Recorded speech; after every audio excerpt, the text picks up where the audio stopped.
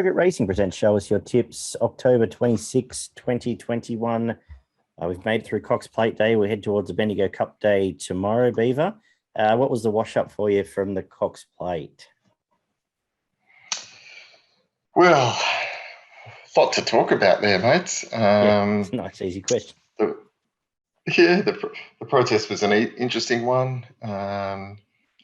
Look, I can see the arguments from both sides. First look at it, I probably thought that the protest would be dismissed. Then when you saw the amount of ground that the winner shifted in, you probably started to change your mind and went, well, geez, that's shifted in a good couple of meters. The thing about it was there wasn't actually a big bump. It was kind of taking his a bit of a push. Yeah. The big question is obviously, and that was the bit that they couldn't overcome, was would Animal have won the race if it was allowed to go straight? And certainly it got pushed at the inside. The question is, was the further they got towards the rail, the worse going? And therefore the other horse took the going and the better running of where Animo would have been if it went straight.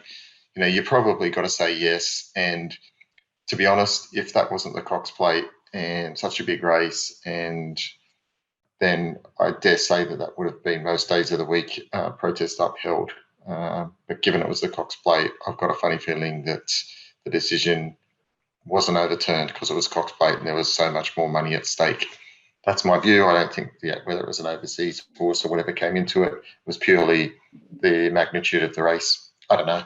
I think if I was sitting in that room and looked at that, that was sufficient enough given the margin to suggest that the other horse should have got the race. I feel like, well, first of all, I obviously, talking through my kick, as anyone who watched the preview show would know, had a good crack at Animo. I thought, put it this way, my immediate thought was it costed the race, but it would be dismissed.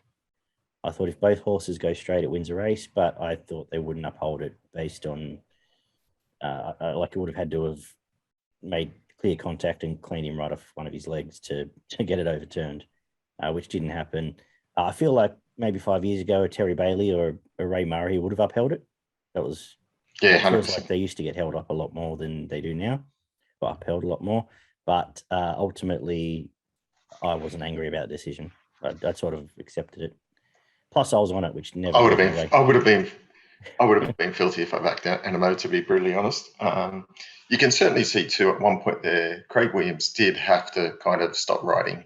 I would have loved to see Craig Williams drop the whip, and then see what would have been decided when it shifted in, to say it meant that he couldn't use the whip and forced him to drop the whip. If that lands on the ground, then you probably then start to look at it differently again. So many factors. At the end of the day, certainly, under the rules of racing, you would have probably thought that it clearly took the other horses running, and therefore, given the margin was a bee's dick, you kind of got to go, well, pretty hard not to overturn that. But we don't know the inside information and why that decision was made. But all honours goes to the winner. It was an outstanding performance. It was still a great run. Probably the biggest disappointment for me. The first two rides were fantastic. Craig Williams' ride was fantastic, and then given he followed John Allen, John Allen's was fantastic as well. So yeah, and it comes to the next point is probably the disappointment was the races. I think if Very Elegant jumps and gets into the right spot, it probably wins the race itself. But it was no chance once it was out the back behind Animo, chasing like it was. That was a huge run. If it jumps and gets into that running line, probably fourth or fifth, I think it probably wins the race. And to miss the kick in the Cox Plate, it's just a tragedy. If J Mac rides Very Elegant, it wins. I'll go as far as to say that.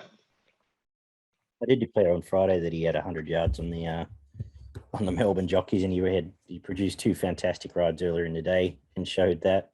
And I'll still stand by that statement. So we learned a little bit, just looking at some of the comments from YouTube. We got it too. Toby, of course, gave us a cheers again, and Yannicka said thanks. But Elliot Heath did write in and say he thinks Ice Bath is going better than you guys think, and was unlucky in the Epsom, but great each way bet. And given the result of the invitation, Elliot, well done. I hope you got something out of that. I hope you put it in your quarter, because I did not. So the he was spot on there. Yeah. Thanks for the heads up there, because that was an outstanding win from Ice Bath. It finally bounced back, and probably to some of the form that it had in previous preparations. It's always been a horse packed with talent, but I didn't see it coming. But he certainly did, and a good find there, and hats off. I kind of thought on Trivier would have been taking a similar run to Ice Bath, but it was butchered. In fairness, at least it didn't sit 3 wide and give itself no chance. It did go and sit up outside the leader, but that's not the go for on Trivier. It needs to settle and produce its finishing burst. So ridden upside down there, didn't really give it much of a chance. And last question from For the Panthers. I'm not sure if that's our man Jamie or my man Jamie or anything, but For the Panthers, do you reckon Nashua Willow are going to be the one of the best Aussie jockeys ever? Isn't he already? He's certainly one of the best ones going around at the moment, that's for sure. I think in Sydney there's only 2, if you really want to. Yeah, J-Mac and him. Yeah. And you've got you're looking at Damien Oliver. Obviously, you can never go back past Oliver. He's an outstanding jockey.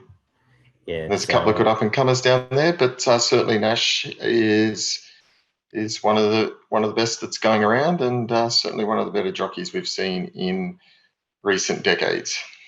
Absolutely. I wasn't allowed to name any kids after him, but I did name my Staffy after him, so it shows you what I think of Nash. So that wraps up. Thanks for the feedback, guys, and continue to throw some questions in, see what you think. Throw them in beforehand if you like, and let us know about Ice Path before the show. That'd be handy. Let's get to Bendigo Cup Day, where we're on a good track. The rail is true. Between this and Canterbury, in the 2 years we've been doing this show, it's one of the saddest cards I've had to work my way through. I think maybe it's just a bit of the come down off Cox Plate Day, but hopefully there's still a winner or two as we build towards Melbourne Cup week. We start off with the 1400 metre maiden Beaver, and you can lead us away.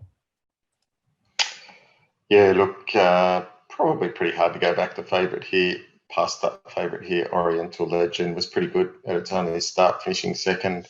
Linkers go on here, and after that debut, I think it looks the hard to beat. And probably the only danger is the second favourite, Schubeck, who's been pretty consistent without winning. But yeah, I'm pretty keen on the favourite. Well, yeah, the favourite did not travel a yard at all on the bit last start. Once he levelled out, he hit the line really well. I think this is not a strong race and hard to beat. Regal Rave was a flashing light. Better for the experience.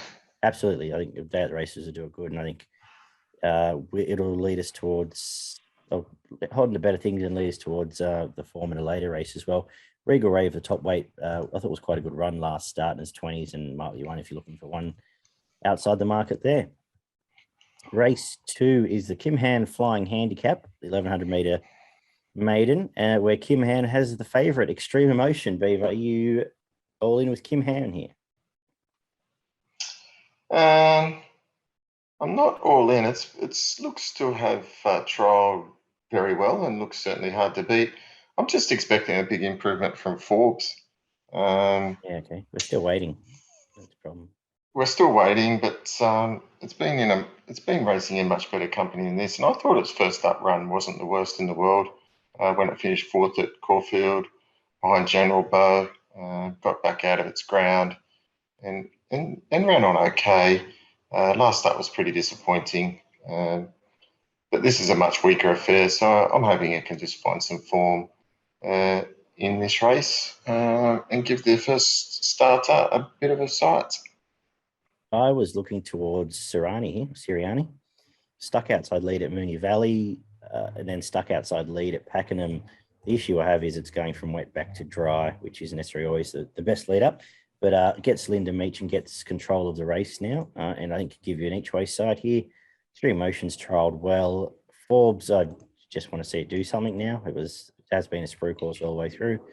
And Apsara has been good on pace a couple of times. But yeah, just looking towards Siriani under Linda Meach, who, well, in terms of jockeys going well, is flying at the moment. One of the best rides you'll see in that the Vars best losing rides, where just Nelly stole it from Forgot You. Yeah. Yeah, it's fantastic, right? So, yeah, no trouble at all backing her on the pace. Race 3, 1100 meter benchmark 78. Any real tricks here? Does a billionaire just come back from Adelaide and put a couple together? Yeah, I think so. I think this is probably one of the better bets on the card. Should jump straight to the front and lead of a merry dance. Not much more to say. Billionaire. John McNeil's flying. Friedman's going good. Happy to have it. Yeah, I think the only danger to me was Brenlin's Trooper. I did beat Curran home before it went out in a group race last start, and it's trialled okay. It's $5, but I think the Billionaire's the one that's up and going, and in the right one here. So 5 from 1 for me. Race 4, benchmark 64. We get wade through some of these tricky races now. For the next few, where I'm actually going to go with the horse that beat Brooklyn Boss. It is Brooklyn Boss. Beat home Oriental Legend first up. I thought it produced the same sort of big wind-up run and was pretty impressive. Hopefully can take a bit of a closer spot. And, yeah, in benchmark 64 land, I think can run well and give us a decent each-way play here. Yeah, the rest of the market are all chances, but in an even race, I was looking that way. What are you thinking, Beaver? Yeah, look, I thought it was a pretty open race with plenty of chances here. Yeah, I thought Brooklyn Boss was worth considering, so no knocks on it. I actually went for Brookline, similar odds in the field. Giant McNeil again, resuming. Look, it won its last start before it was put out to spell and beat Riverviews when it was well found in the market. Resumes here, jump outs have been okay. So I think it's a really good chance around the $8 mark. Jimmy the Bear was pretty impressive first up from Paddy Payne's stable. Jumped on pace, was well found in the market, and won convincingly. I think it's probably the hardest to beat, and can't knock Brooklyn Boss as well. Race 5 is another 78, in fact, over the 1400 meters. A tricky one here. There's two I was looking at primarily here. One was Kissinger, who I thought I had a little bit of a horse. I thought had some ability first prep. Had a throat issue last time. Turned out again, it is 6 months off. 2 quietish trials, comes here, and I think if it was at its best that it was 12 months ago, can get control of this and be very hard to beat. And I thought Cafe Tortoni, who's a bit of a whacker, but is coming off a win and a trial since, and can maybe springboard to put a couple together. But yeah, willing to sort of wager Kissinger's got a bit of ability. What are you thinking here? I was thinking exactly the same. Interesting we've come up with that. I landed on Kissinger. Only had the one start last prep before it was put out again. So did have an issue, as you mentioned. Look, first up here, 1400, hopefully fresh enough. Jump on speed and could be hardest to beat. So, I thought Kissinger was hard to beat. Yeah, cool. I like that. I like when we find one at a bit of an each-way price there. The 1100 meters kicks us off in the quaddie benchmark 64. What couple of tight in the market lead it? What are you thinking? Yeah, I've gone for Regal Gun here. Just went for the second favourite. Like the way it led last start and absolutely kicked away from him. Really impressive, odds on. I think the thing that ran seconds come out and ran well since. Might have been today. So I think that was a pretty good guide for this race. There's 2 in the market. The favourite, Duchess of Dorset, looks to be the main danger. Looks to be 2 leading chances in this race, but I've just gone for Regal Gun, given the draw, and John Allen to hopefully produce another good ride. Yeah, agree with what you said. Again, I'll just add one at the price here away from that. Arrowance, I thought was a nice return. It is coming again wet to dry, but it was a nice return against Yulong Defence, who may have a little bit of ability and is double figures. But I'm the track pattern's going to make a difference to how we're thinking here, which I didn't mention at the start, but Bendigo's generally pretty fair. So we'll watch for that. But I think Real Gun can probably steal a march on the other one in the market if you're looking to play at the pointy end. The Group 3 2,400 metre Bendigo Cup. It's not quite the Bendigo Cup we've seen in the last few years, but when we don't get the imports, I guess this is what we all want, apparently. So no Poissons de Lunes, no one like that here tomorrow. Is there anyone you want to back? Oh, look, I think Smoking Ronins is certainly the horse to beat here. It's been so good, this preparation, just doesn't know how to run a bad race. Pretty foolproof, drawn particularly well to get the right run. It will give you a very bold sides. I know it's got beat last start at Caulfield, but that was a really game win. Game second. 2 months between runs as well, over 2,400. So yeah, so I think it's been probably set for a race like this and gets like 6 or 7 kilos off this start. So you saw last start carrying the 61 kilos that, just the other thing, had to pull in the weights. He gets back to 54, John McNeil on board. This looks well within its reach. Yeah, on top for me, 8 weeks between runs. It's now come back with a 2,400 metre blowout. I think you might be right. It might be set for this, and then probably back up into Cup week in the race we keep talking about, which I can never remember the name of. And I thought the interesting one is through the same race. Tara Massor, who resumed time off. Irish horse, came to Australia, had a good prep where it put a few together. Resumed in town time off, and was just on the heels of Smoking Romans, and is $13, so it might be one for your Cornellas, which we've had a bit of luck with. I did find a $140 one in the weekend beaver. Just throw that in there. I think here the 8 and 9 are the chances for me. Race 8 is the benchmark 70 over the mile. What are you thinking here? Yeah, look, again, this is a really open affair, tricky race, plenty of chances here. Wouldn't want to turn anyone off any horse here. I narrowed it down to 2. Daquin Sweet Jr. Thought it was pretty good first up. Caught a bit wide, but kept chasing. Gets out now to the 1,600. So that it's certainly looking for probably even further than this, but comes from Rose Hill prior to coming from New Zealand. Its form in New Zealand was pretty good. I expect it to be really further improved from that first up run. So I've got it on top with the main danger being Verdani. So Verdani had some nice form back in France before coming to Australia. Only had the 2 starts last preparation.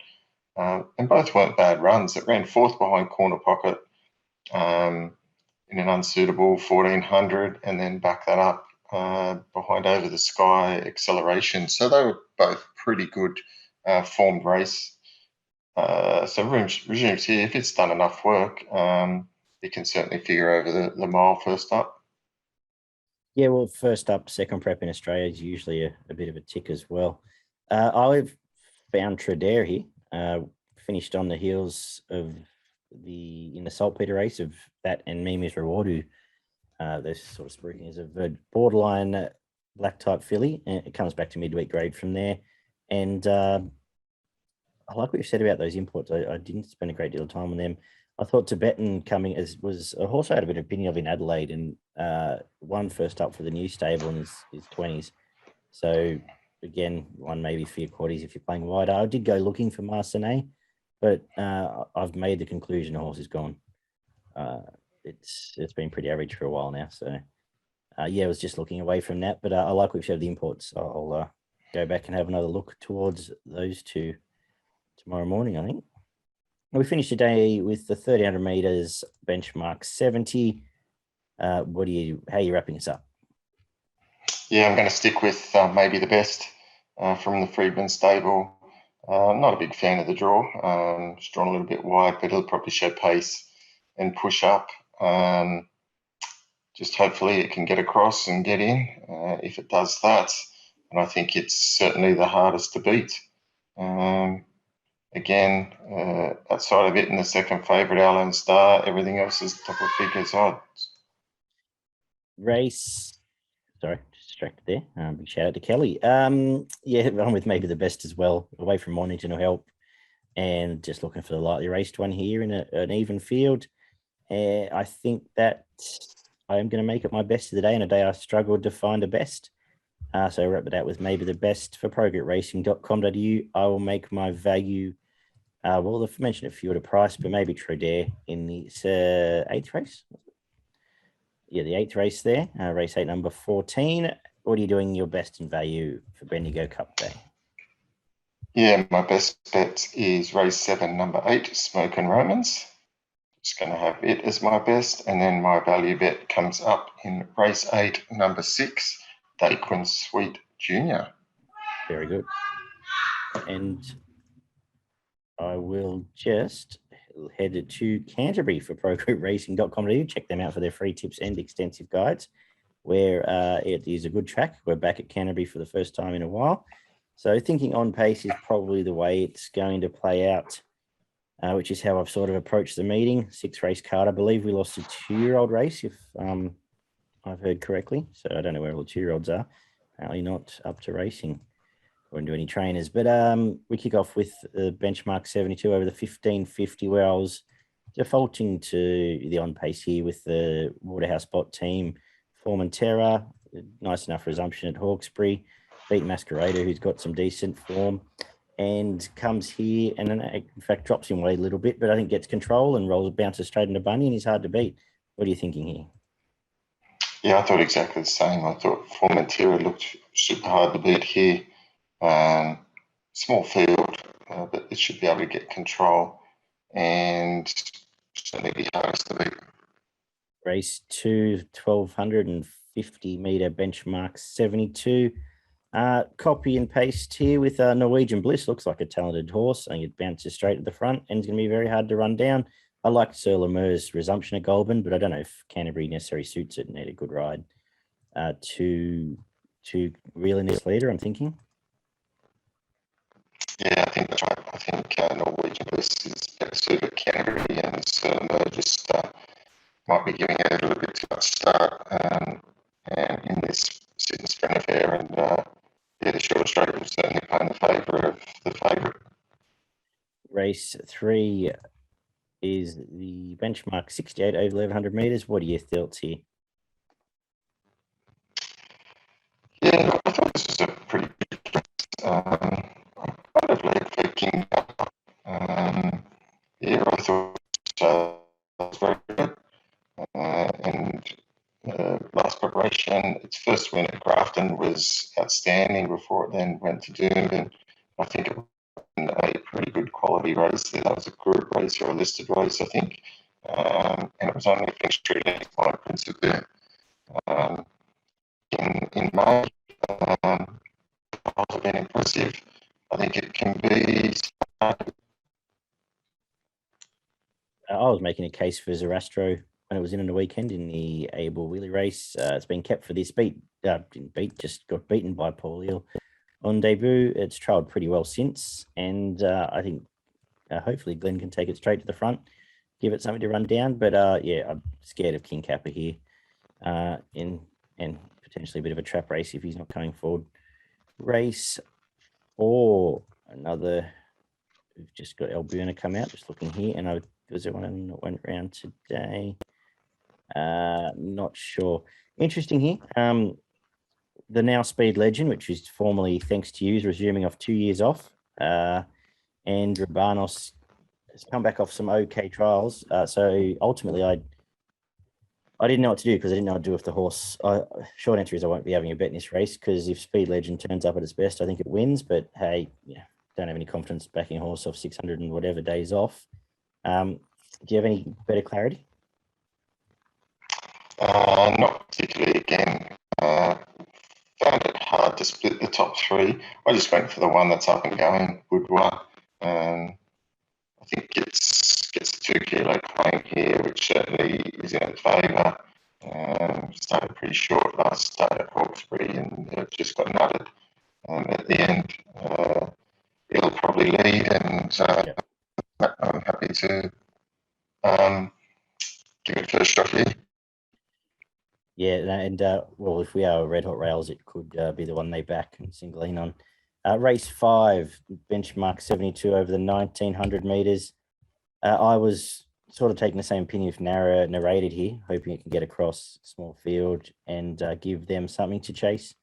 Was just beaten by, or just grabbed late, I should say, by Marty Beal. Before that, has run pretty well in a couple of okay races. Kenzo was sweepers by then, and before that bolted in there. So I was giving it a chance here. It does lose Nash. Did it have, had Rachel last time, lost Nash from a couple of times before. So yeah, we're just more looking for track pattern than anything else, because the rest of the field leaves me a bit uninspired. Are you looking towards a favourite or elsewhere? No, I actually went for narrated as well. So I've gone with you here. So I was in scratch from Hawkesbury today to be safe for this. So that's a good guide for me. Yeah, hopefully Rachel King just takes it straight across the field and leads. And yeah, it's a good advice for us to get the track that we want given. And the last is the benchmark 72 over 1100 meters. How are you wrapping up the day? Well, we'll see a little bit about this race. It's in a Hawkesbury today. So that'll tighten the mark highly. We haven't even looked. I've gone for tight. What's that? Did Little River win? No. Okay.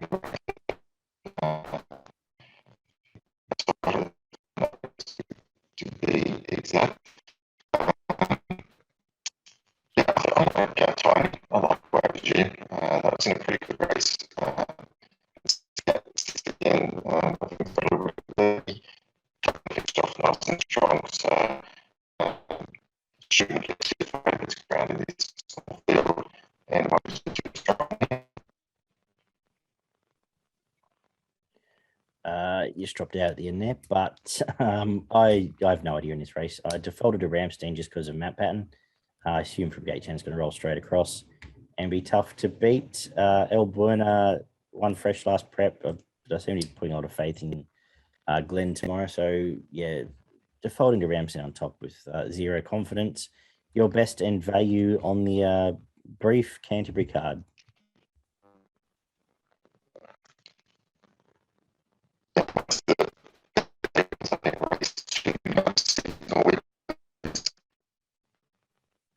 And I value that there was a around for the day. To be honest, but you know, my best value bets now. I think I got one. Probably race 5, number 8. Yeah, I'm going to make Zerastro my best, and making narrated my value under sufferance here, because like I said, you probably won't be even able to have an each way bet tomorrow at Canterbury by the time we're done. You're just starting to drop out a bit, Beaver. So if you've got anything in Queensland for us? Yeah, just 2 quick ones in Queensland. Race 6, number 10, Festival Prince, and race 7, number 9, Southern Stock. All up those, and that'll do you. Beautiful. Thank you, Beaver. I'll let you go and get stuck into the form for Derby Day, which is when we'll see everyone again to look towards that and the Golden Eagle. Plenty going on as we head towards Melbourne Cup week next week. Take care, punters, and we will talk to you all shortly. Catch you soon.